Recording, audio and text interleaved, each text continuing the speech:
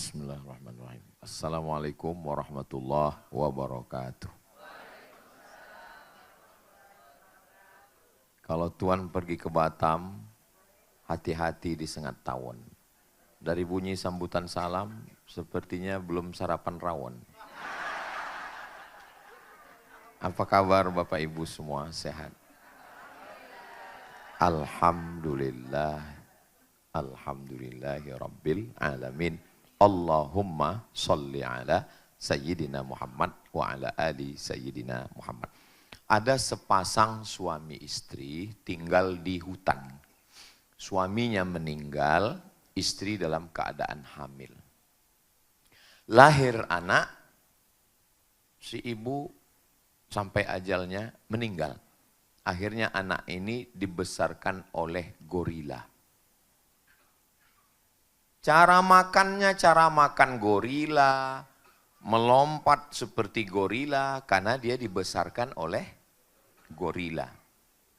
Ini buku menjadi bacaan wajib kami ketika di Al-Azhar tahun 3, judul bukunya Hai bin Yaqzon. Nama anak ini diberi nama Hai, artinya hidup, bin Yaqzon. Yaqzon artinya sadar, terjaga. Penulisnya seorang filosof muslim namanya Ibnu Tufail. Dari kisah inilah terinspirasi film Tarzan. Lalu kemudian sampai akhirnya anak ini melihat gorila ini juga mati. Dia lihat jantung gorila ini berdegup, napasnya naik turun, akhirnya mati. Dia berpikir, tidak mungkin gorila ini hidup tanpa ada yang menghidupkannya. Akhirnya dia menarik kesimpulan bahwa gorila ini hidup karena ada yang menghidupkannya. Tapi dia nggak tahu yang menghidupkannya itu siapa. Itulah teori pertama tentang Tuhan. Sebenarnya Ibnu Tufail ingin menyampaikan kepada kita bahwa bertuhan itu sudah ada dalam diri manusia. Hanya saja dia nggak tahu Tuhan itu namanya siapa, cara mendekatkan diri kepada Tuhan itu seperti apa. Jadi seandainya manusia lahir di hutan, nggak ada bapaknya, nggak ada ibunya, dibesarkan gorila, apakah dia bertuhan? Kalau saya seperti nanya, Bapak Ibu nggak usah mikir, nggak usah jawab. Karena saya setiap nanya itu saya jawab sendiri. Jadi jangan waktu ceramah saya jadi stres gitu, enggak, nyantai aja, biasa aja. Seandainya ada orang lahir di hutan, enggak punya ibu, enggak punya bapak, enggak punya guru, dan enggak sekolah di tempat yang larang tapi payu, dia tetap, soalnya ada orang yang nyangka kalau dia ngomong gitu saya enggak ngerti. Dia nggak tahu istri saya orang Jombang. Jadi, seandainya ada orang lahir di hutan tanpa punya ayah, tidak ada ibu, nggak sekolah, dia tetap bertuhan. Ini diambil dari hadis Nabi, "Ma min mauludin illa yuladu 'alal fitrah." Setiap anak itu lahir dalam keadaan fitrah. Fitrah itu apa? Dasar bawaan. Dasar bawaan. Kalau bahasa kitanya apa? Basic instinct. You understand what I said? Aku nih jam 09.00 iki kok bahasa Inggrisnya metu dewe.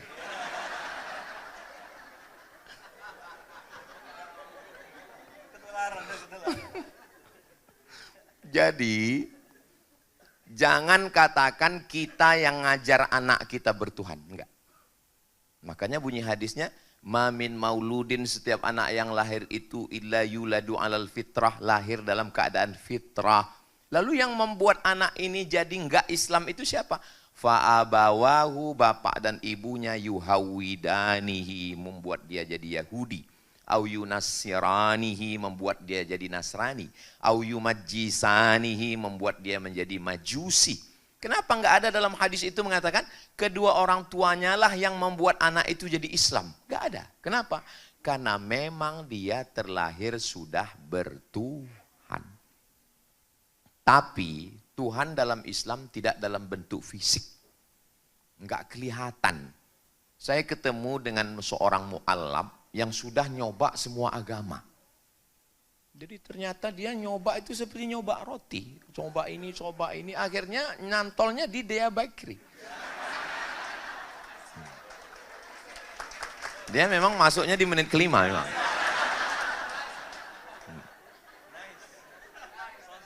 Iya, fresh sepenuh hati. Dia udah nyoba, terus saya tanya, kenapa finalnya di Islam? Apa jawab dia? Karena Islamlah satu-satunya agama yang Tuhannya nggak kelihatan. Jadi, menjelaskan Tuhan yang nggak kelihatan, nggak bisa dengan memvisualisasikan Tuhan. Mempersonifikasikan Tuhan, nggak bisa. Dan sekarang orang baru tahu kenapa dalam Islam itu Tuhan nggak kelihatan. Seandainya Tuhan kelihatan, sudah banyak video AI-nya. Alhamdulillah Tuhan nggak kelihatan. Terserah mau ngejek, Tuhanmu nggak jantan, kok nggak kelihatan. Maka menjelaskan yang tidak kelihatan, juga kita menjelaskannya dengan mahabbah, cinta. Apakah cinta itu kelihatan? Enggak. Yang kelihatan itu bukti cinta. Mana buktinya? Uang belanja. Kalau ada bapak ngomong, engkau adalah cintaku, hidupku, matiku. Tapi nggak ngasih apa-apa, gombal. Nggak ada buktinya. Habib jangan lihat ke sini, saya grogi.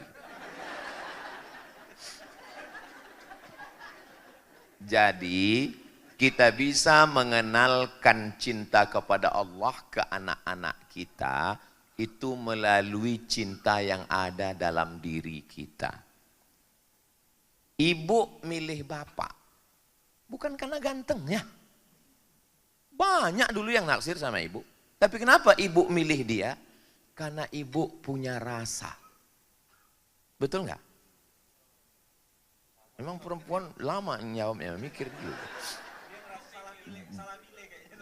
Merasa salah waktu istikharah. Disuruh istikharah malah istisqa. Bapak juga begitu. Bapak dulu kan terkenal dengan playboy cap tupai. Semua pohon kelapa sudah dipanjatnya. Tapi kenapa pilihan itu jatuh ke ibu? Karena rasa. Ada perasaan, ada rasa. Rasa itulah yang dirasakan oleh seorang anak. Rasa mahabbah kepada Allah. Ini yang Ustadz omongkan ini apa? Perasaan saya kepada ibu saya. Dia bukan ustazah. Dia tidak LCMA. Dia bukan qori'ah. Dia bukan hafizah. Dia seorang ibu rumah tangga biasa. Tapi saya merasakan bahwa dia mencintai Allah. Lalu begitulah dia mengajarkan cinta kepada saya. Nggak bisa kita ngajarkan ke anak kita, anakku, mahabbah menurut terminologi, mahabbah menurut etimologi, mahabbah menurut Kamus Besar Bahasa Indonesia. Nggak bisa begitu. Jangan sangka Ustadz Lukman, Habib Muhammad bin Anis, saya mentang-mentang kami Ustadz, lalu kami mengajarkan cinta kepada anak kami. Ya ayyuhallazina amanu. Nggak begitu juga. Cinta di dalam hati. Ibu saya pergi ke pasar pagi di Pekanbaru, pulang bawa daging kambing yang sudah dia pilih nggak ada lemaknya. Dia potong-potong. Setelah potong dia masak sendiri, masak rendang. Umurnya hampir 70 ketika itu. Setelah itu dia beli mangkok plastik. Nanti setiap 6 bulan sekali dia pulang ke kampung, dia bungkus-bungkus 30 sampai 50, dia buat selamatan. Untuk mengenang almarhum almarhumah bapaknya ibunya. Adik saya bilang, saya sibuk, saya nggak bisa bawa ke kampung. Saya juga bilang, saya pergi ke sana kemari, saya nggak bisa. Maksud kami berdua supaya dia jangan pulang kampung, karena dia sudah tua. Dia naik bis pergi sendirian. Dia bawa, nanti di kampung dia tinggal masak nasi, nasinya dimasukkan ke dalam kotak plastik. Nanti daging rendang itu tinggal dia masak sayur, dia bawa jamaah baca Yasin, zikir, tahlil, dia bagikan ini, Dia ada beberapa duit, dia masukkan ke amplop, dia bagikan. Cinta dia kepada ayahnya, kepada ibunya, kepada kakeknya, dan kepada Tuhannya, kepada orang fakir miskin. Dulu kami marah dia melakukan itu. Sudah tua, gak usah pulang kampung, di rumah aja. Banyak amal lain, zikir, baca Quran. Tapi setelah dia meninggal, itulah yang menjadi inspirasi membuat yayasan wakaf Hajah Rohana yang setiap bulan memberikan paket 10 kilogram beras, minyak goreng, ditambah ikan sarden, susu saset, roti gabin, bungkus jadi satu, dibagikan. Tidak sebanyak paket 600.000 yang dibagikan Ustadz Lukmanul Hakim dari Sabang sampai Maroko. Tapi paling tidak yang dia lakukan dulu sebagai bentuk cintanya kepada Allah, ternyata itulah yang masuk ke dalam hati. Berapa banyak ucapan dibatalkan oleh perbuatan. Berapa banyak orang pandai ngomong, mari kita sedekah, mari kita sedekah, mari kita sedekah. Datang orang di lampu merah mau minta tutup pintu. Sudah nggak ngasih, ngusir lagi. Kitalah yang membuat anak kita punya kepribadian ganda. Kami diajarkan di Al-Azhar 56 untuk bersedekah, untuk berbuat baik. Tapi di rumah kami ketemu dengan mak lampir yang sangat pelit. Yang saya ceritakan ini tidak terjadi di tempat kita. Ini di Konoha. Dia, kalau bahasa Malangnya, confused. Dia bingung, ini yang mana yang benar? Bentuk kecintaan itu kita mengajarkannya dengan perbuatan kita. Makanya ada ungkapan lisanul hal, perbuatan afsah min lisanil maqal, lebih menyentuh daripada ucapan.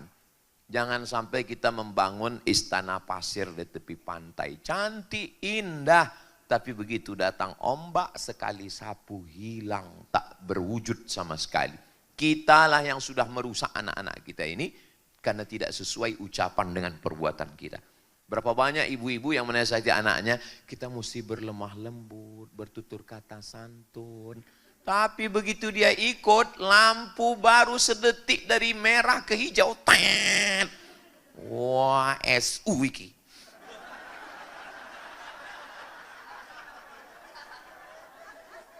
Kata Ustadz Lukman, kalau dipotong-potong nggak apa-apa.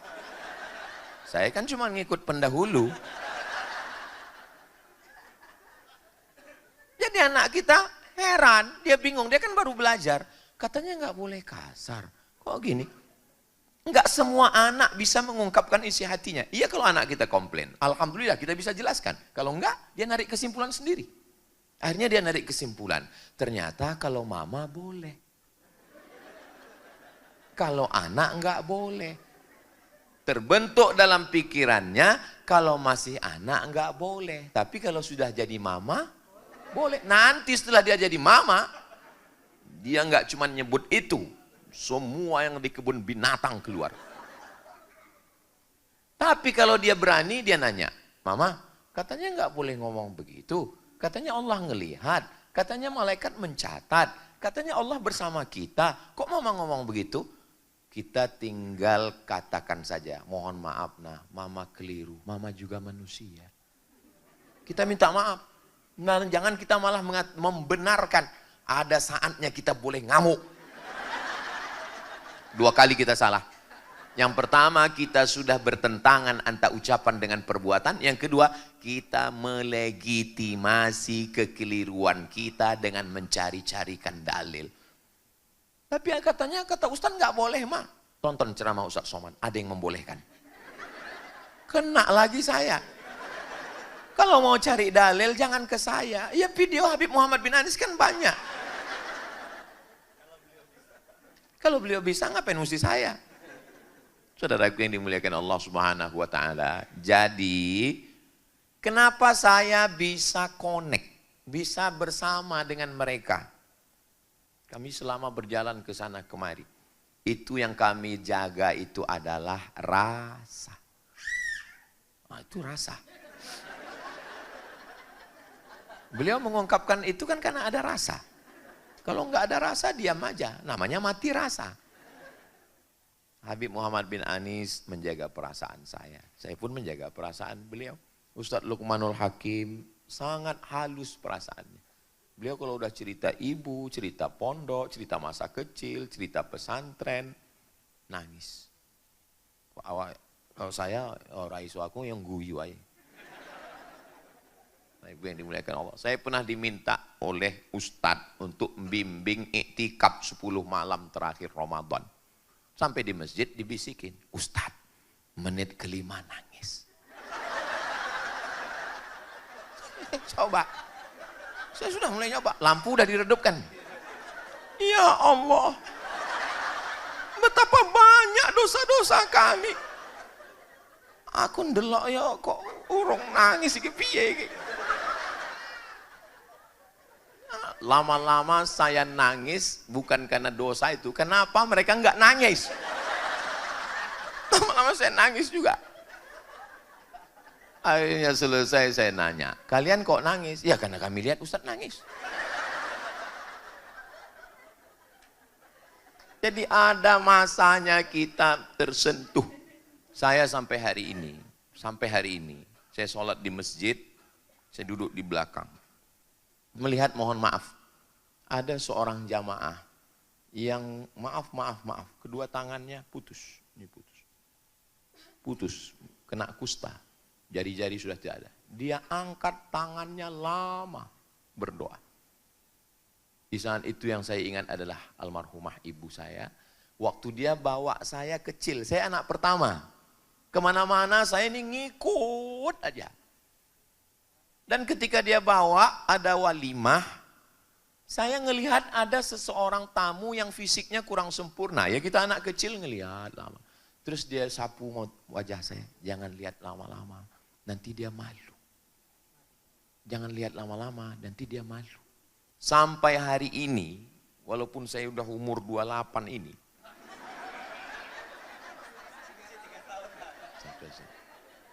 sampai hari ini walaupun sudah setua ini, setiap saya melihat ada hamba Allah yang fisiknya kurang sempurna, itulah yang masuk ke kepala saya. Bukan pesan guru-guru saya waktu di Al-Azhar, bukan pesan waktu guru di pondok, tidak mengecilkan mereka, tapi pendidikan rasa itu.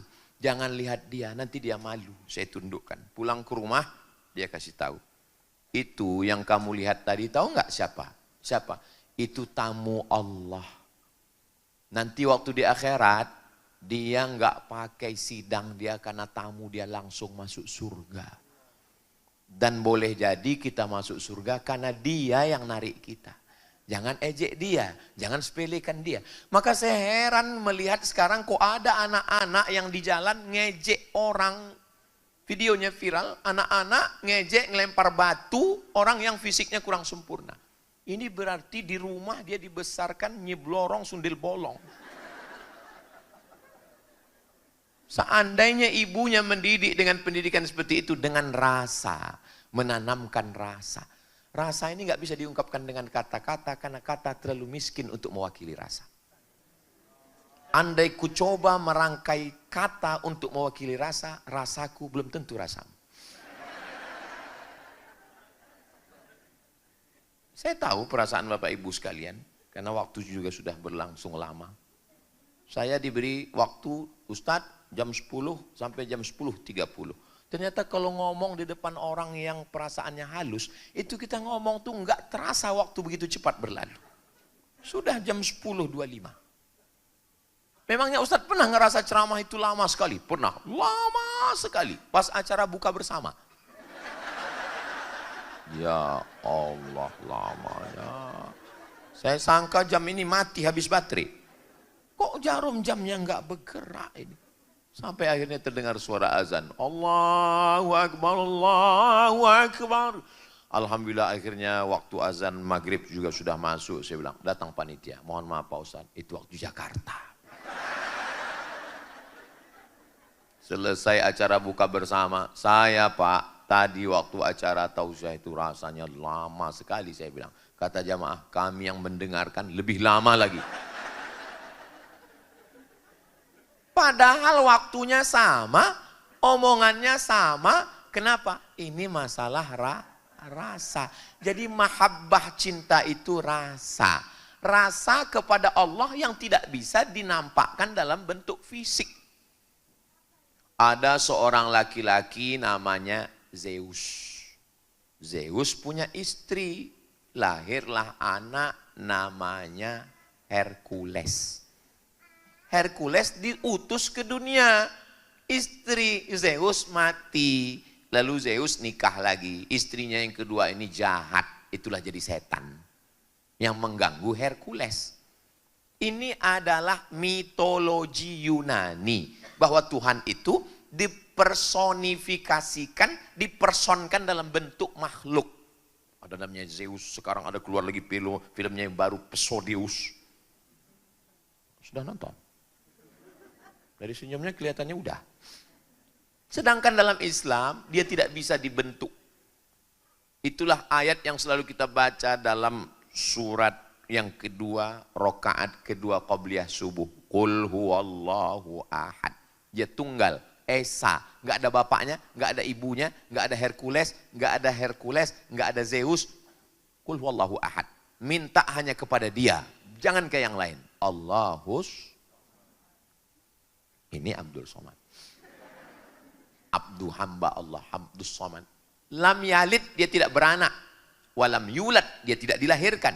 Walam yakullahu kufuwan ahad. Tidak ada satupun yang setara dengan dia. Nanti kalau anak kita pejam mata, dia nampak hitam, putih, merah, kuning, kelabu. Itu apa, Ma? Itu balon. Balonku ada 5. Rupa-rupa warnanya. Sedangkan Allah itu laisa kamitslihi syai'un. Allah tidak serupa dengan apapun.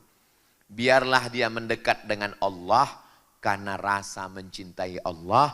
Rasa itu dia dapatkan dari sifat kita, dari perbuatan kita, dari tindak tanduk kita. Ustadz dari tadi kenapa menyebut ibu?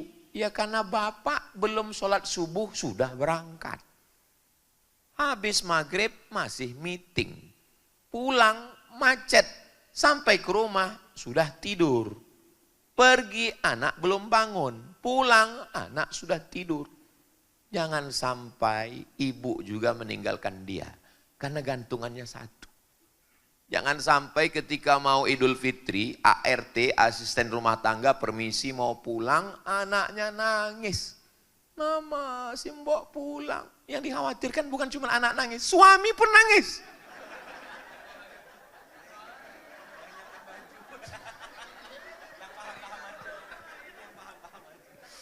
Seorang ibu buka pintu mau nyambut anak pulang sekolah. Ternyata anaknya dari mobil nggak lari ke pelukan ibu, tapi lari ke pelukan babysitter. Jangan sampai itu terjadi juga sama bapak.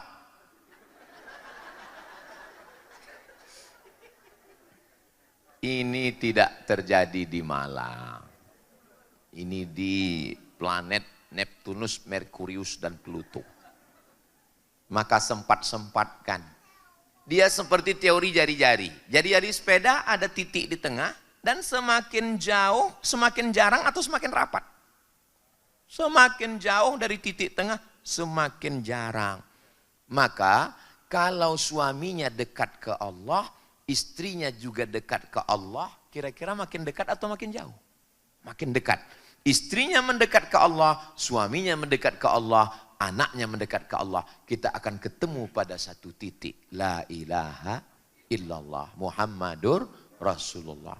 Maka yang kita jaga ini hati, perasaan. Jagalah hati. Jangan sampai sakit. Sakit hati. Sakit kepala ada obatnya. Sakit hati, mati. Sampai mati dia nggak hilang. Makanya banyak orang ketika mau meninggal dunia, bisikannya, wasiatnya bukan la ilaha illallah. Kamu sampai 7 turunan jangan sampai nikah dengan anak dia. Mati. Dendam kesumat karena sakit hati. Maka kita jaga hati ini. Karena di dalam hati ini, kolbu Pak Ustadz. Ya betul, kolbu. Bukan kalbu.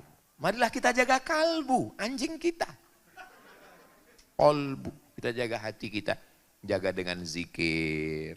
Kita ingatkan anak kita berzikir. Alhamdulillah kalau ibu mau ngantar, bapak ngantar anak pagi ke Al-Azhar 56, dengan berzikir. Subhanallah, walhamdulillah, wala ilaha illallah, zikir digital. Anaknya ngelihat, dia akan ngikut. Tapi kalau bapak ibu ngantar pagi, no woman, no cry. Di sini diajarkan dia berakhlakul karimah. Di sini dia diajarkan sopan santun, tata krama. Tadi kami diajarkan untuk buka sepatu, menutup aurat. Begitu dia pulang ke rumah, dia lihat bapaknya pakai celana pendek, hitam-hitam, si tampuk manggis, sudahlah hitam, lutut berkudis. Di sini dia diajarkan guru-gurunya menutup aurat, nggak campur laki-laki dan perempuan. Begitu dia pulang ke rumah, dia lihat suster ngesot, pakai daster bolong 13. Dia confused, dia bingung. Maka yang sudah ditata di Al-Azhar 56 ini, yang sudah dididik dengan baik, dari jam 8 pagi sampai jam 4 sore, dijemput 5, 6, 7, 8, 9, 10, 6 jam di rumah, letakkanlah handphone. 6 jam di rumah, jadilah seorang ayah. 6 jam di rumah, jadilah seorang ibu. Bapak tutup meeting, browsing, chatting, dan ngising, tutup semua. Mulailah kita bersama. Jangan sampai bapak, ibu, anak, kakek, nenek semua sibuk dengan dunianya. Datang asisten rumah tangga moto dari atas, dia update status. Silent generation. Keluarga yang sunyi dalam keramaian. Sibuk dengan dunianya masing-masing. Teh manisnya dibuat dari kompor yang sama, termos yang sama, air yang sama. Ketika disuguhkan ke bapak, rasanya beda. Kenapa? Karena ibu yang ngaduk. Ibu berikan. Apa kata bapak? Masya Allah, bidadari surgaku. So sweet my honey. Apa rotinya? Hati. Dia masuk ke dalam hati. Tapi kalau itu tidak dibiasakan, cuman air minum aja kok, biasa kok. Allah bisa karena biasa. Banyak meme tampil di TikTok. Ini istrinya, ini selingkuhannya. Kenapa selingkuhannya jauh lebih hancur? Tapi kenapa dia jatuh cinta? Banyak orang yang nggak ngerti. Karena laki-laki merasa nyaman. Dia merasa punya power. Sedangkan di sini dia nggak merasa nyaman. Dia merasa ketakutan. Dia merasa sedang berada di bawah tekanan Nyonya Menir.